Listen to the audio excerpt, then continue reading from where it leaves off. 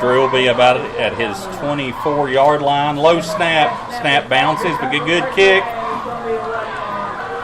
It's going to take a Gate City bounce, and it's going to be downed inside the 30, so about the 28-yard line. So you're looking at about a 40-yard punt, or 35-yard punt. You and your math, it's just much quicker than mine sometimes, Joe. It's sometimes that right move, man.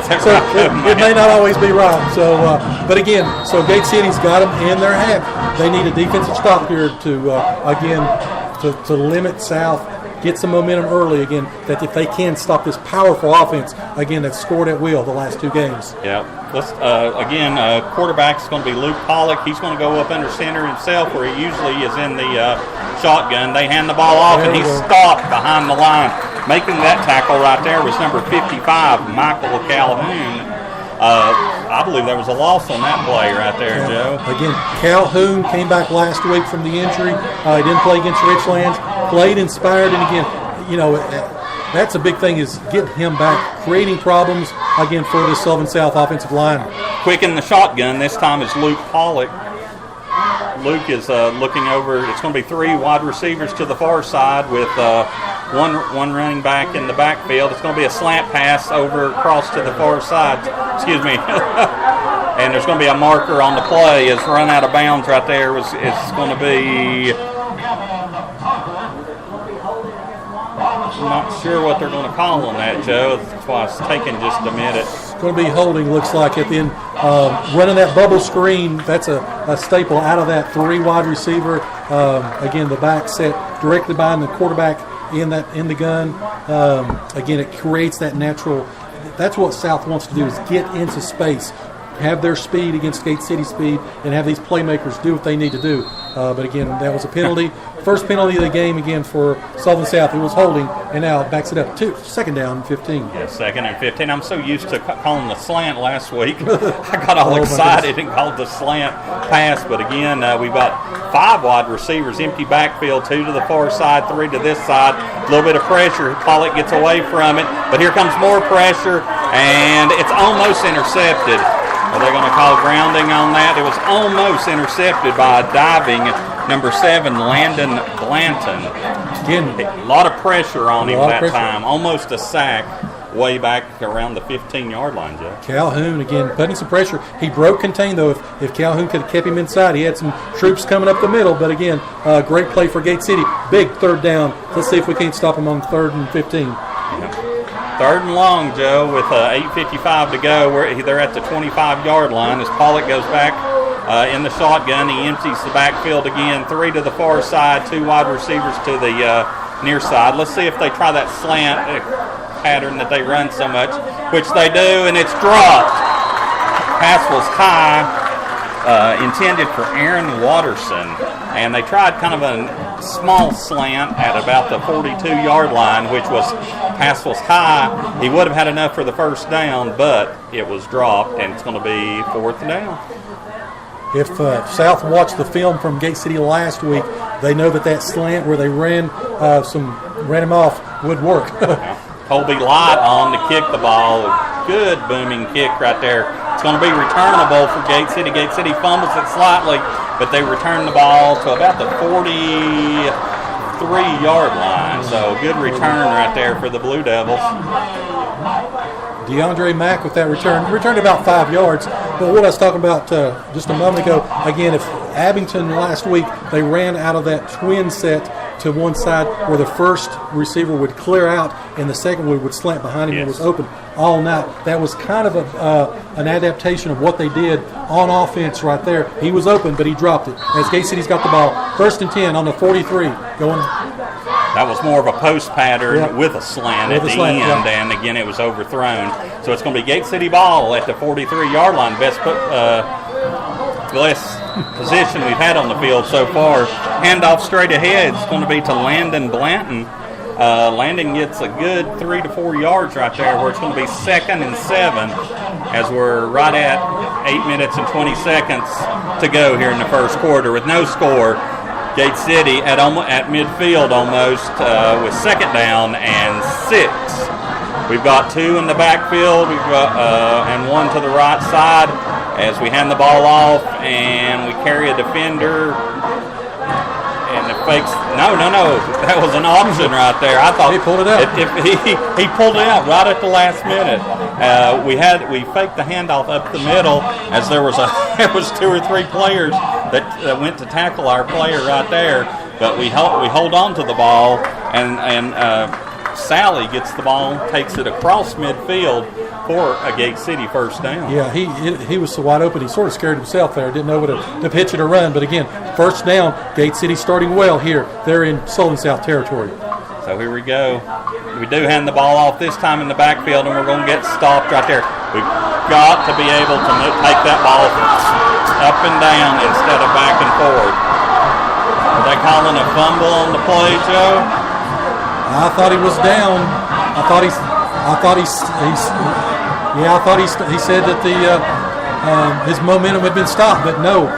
Wow. Turnover. His momentum got stopped way back at the 47-yard line, and they drug him all the way back to the other 45, and they're saying that ball got taken away. I'm not sure about that, Joe. That was that.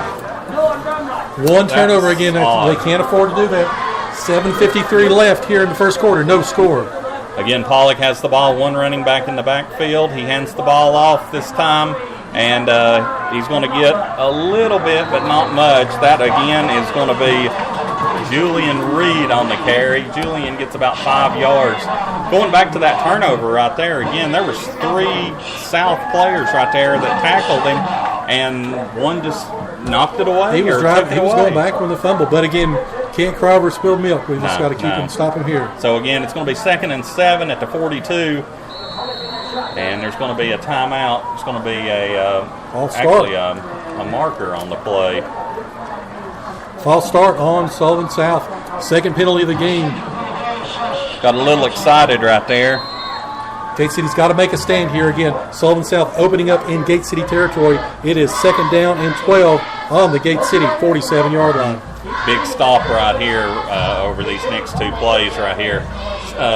You look at least, both of these should be passing downs right here, as much as Pollock likes to throw the ball. And it's just as I say that, Pollock takes the ball straight ahead on a quarterback keeper and gets about 5 yards. She gets down to about the 42. Maybe, where are they going to set it at? Okay, now they move it back to the 43. The referee had the ball all the way to the 40. Then he walks it back to the 43. Big 3rd down again. It's going to be 3rd down and 7, Joe, at the 40, at the 42. So Pollock in the shotgun formation, 2 to the left, 2 to the right. It looks like he's going to take it again, but a little toss pass over there. Let's see if he gets enough for a first down. A little toss pass right there to Gavin Parker.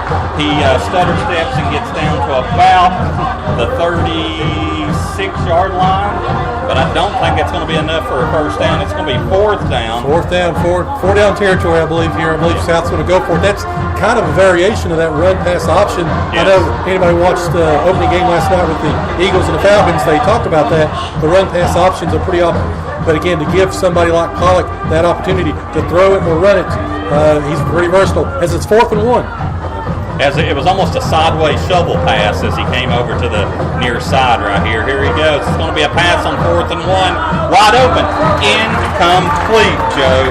Pass was intended to a wide open Austin Moach, and it was overthrown again. Something that we've had to deal with our quarterback. I mean, I think he was a little excited, a little surprised he was that wide open, but he overthrew him by a good 2 to 3 feet right there. Yeah, I think it did surprise me he was that open. But again, back and forth. This plays well for Gate City to keep some momentum, get some confidence. Again, 6:15 left, first quarter. Gate City with the ball, no score. Make a note of that. That turnover did not hurt Gate City, so it's going to be Gate City ball at the 36-yard line. So Gate City has the ball. It's going to be handed off right there. We're going to get to about the 44-yard line. Good running right there by Luke Reed. Luke carried a couple of the linemen along with him right there. It took one of the linebackers to finally take him down right there. It's going to be a 2nd down and 4 on that. They're going to give him at least 6 yards.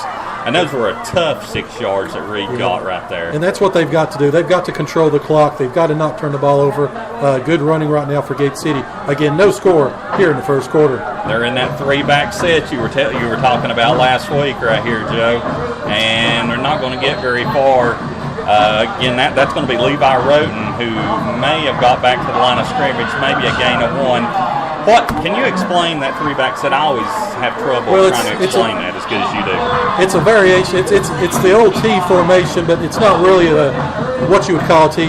Like when I was at Rocco, we ran an inverted T when the 2 halfbacks were set up just a little bit. The fullback was a little bit deeper. It's designed again for an off tackle, double down, kick out.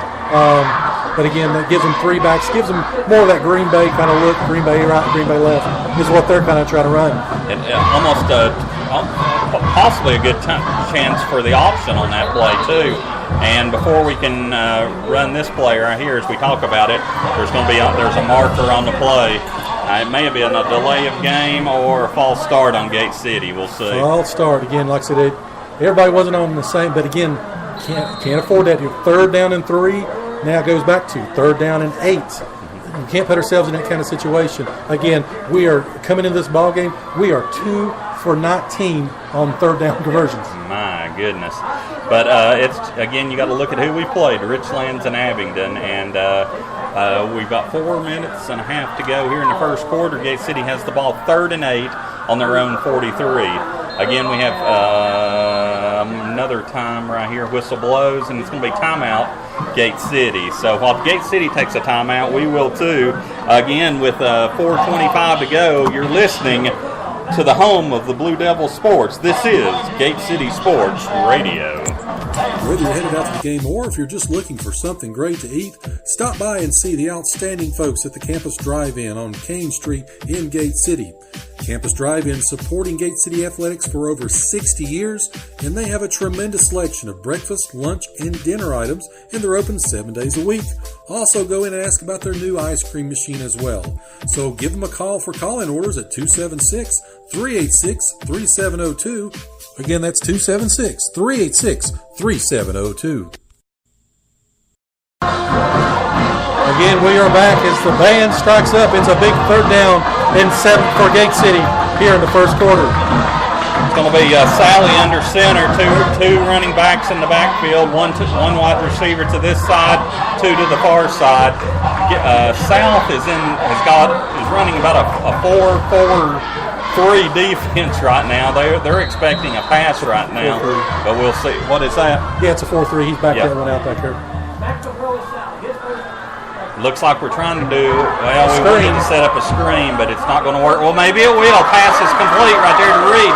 Reed at midfield. Reed at the 40, 35, 30, 25, 20, 15, 10, 5. Where does he end up? In the end zone. Touchdown, Gate City Blue Devils.